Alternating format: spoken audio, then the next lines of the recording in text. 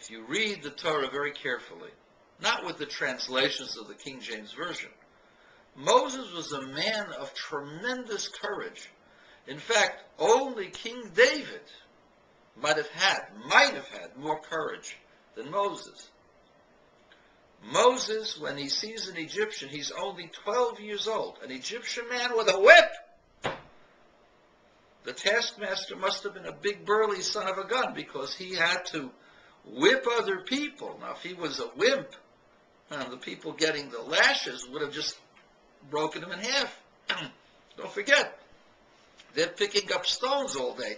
They're working out. This guy had to be very strong and much bigger than them.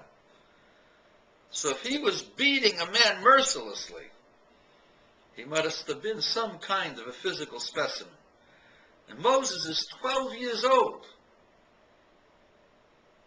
And it says that Moses smote the Egyptian.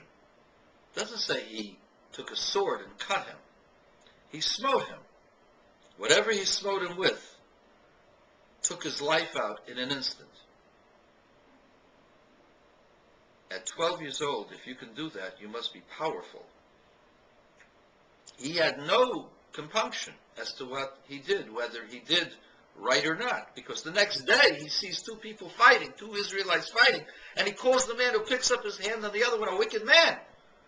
Now, if Moses felt that there was something wrong with having killed the Egyptian, how dare him call a man lifting up his hand against another a wicked man?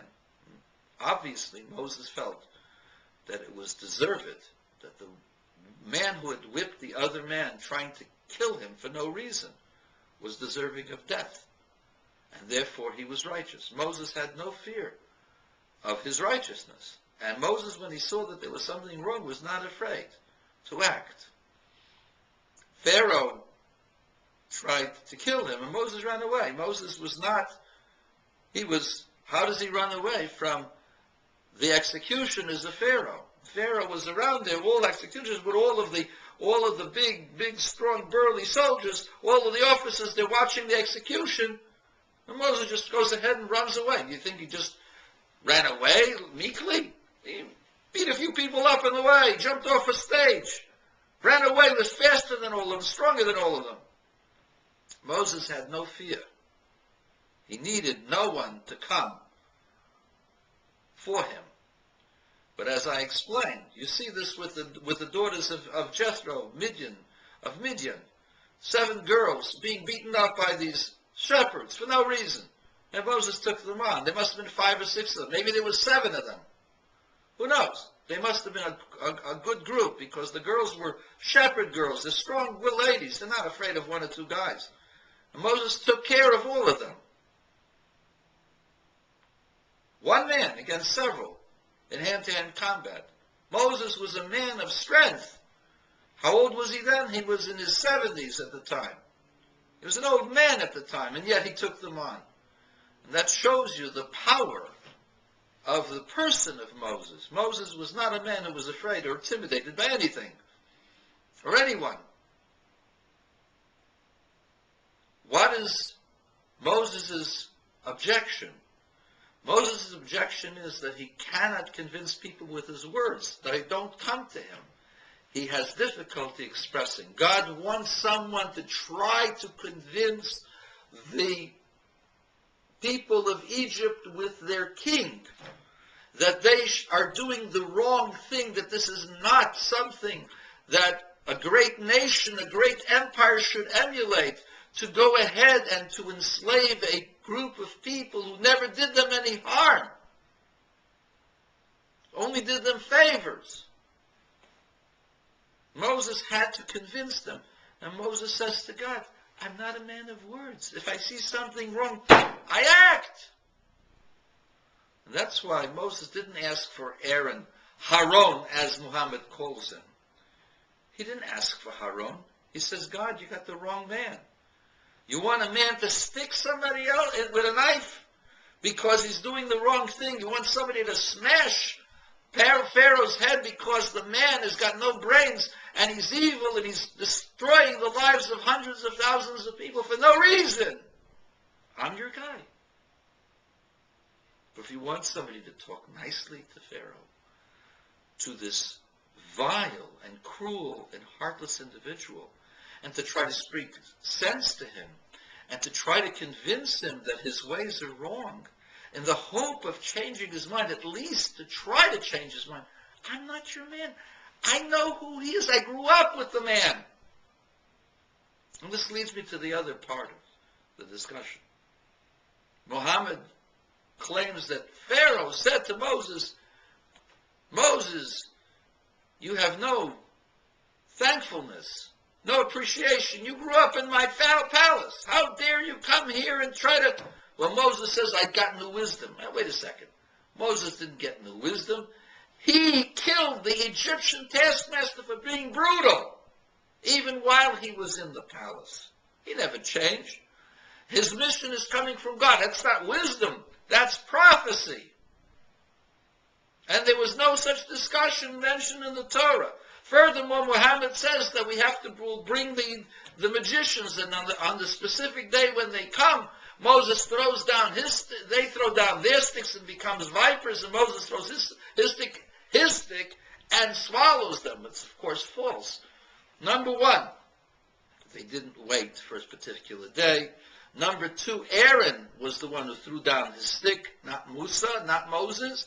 Number three, their sticks became serpents, and Aaron's stick swallowed them, and they didn't go out right after that. And the Egyptian magicians did not prostrate themselves that God is the true God, that there's one creator of the world at that moment, and the Jews left, and the Israelites left at that moment, and then there was the splitting of the sea when Pharaoh went after them. There were 10 plagues afterwards, my friends. My Islamic brothers, there are many questions, and I'll tell you what the answer is. Prophet Muhammad not only studied some of the scriptures, but he heard many of the Agadic, many of the explanations of the rabbis in Babylon, and he saw some of their books. And many of the discussions that he has in the Quran are actually extensions or copies of these discussions that are mentioned in the Midrashim, mentioned in what is called the oral law of homiletics, not in the scriptures. And therefore, the discussions are not meant to be taken literally, just as the discussions of Moses in the Quran are not meant to be taken literally. These are Agadic tales that were explained to explain a point, but they're not meant to be taken literally. The literal thing as to what happened in the order of what happened, what took place, is mentioned in the Torah exactly as the Torah says. And again, the Torah says clearly it was not Musa's staff, it was Aaron's staff. And I want to discuss this also with my friends, my Islamic friend who objected to my statement regarding magic. The Torah clearly states that there were magicians. The Torah also prohibits magic. And there is a law on the books regarding magic. Magicians who merely blind people's eyes, just sleight of hand, they don't get killed. They get lashes for their activities. If you're just using a rouge, you're like somebody on the television that uses visual tricks as David Copperfield or the others. You don't get killed because there's no magic there. There's no black magic. It's just a ruse. But there is a law in the books for those who are using black magic, invoking demons, demonic powers, and other evil angels' power, other incantations that create frustration within the spiritual realm of things. Since that's on the books, there must have been some people who had those powers. And indeed, the Talmud indicates to us that there were many who had those powers. Those who are familiar with spiritual discussions and engage in the practices of Wicca and others know what I'm talking about. There are people in this world who have powers. The powers are black powers. They're not coming from the place of goodness, but they have powers.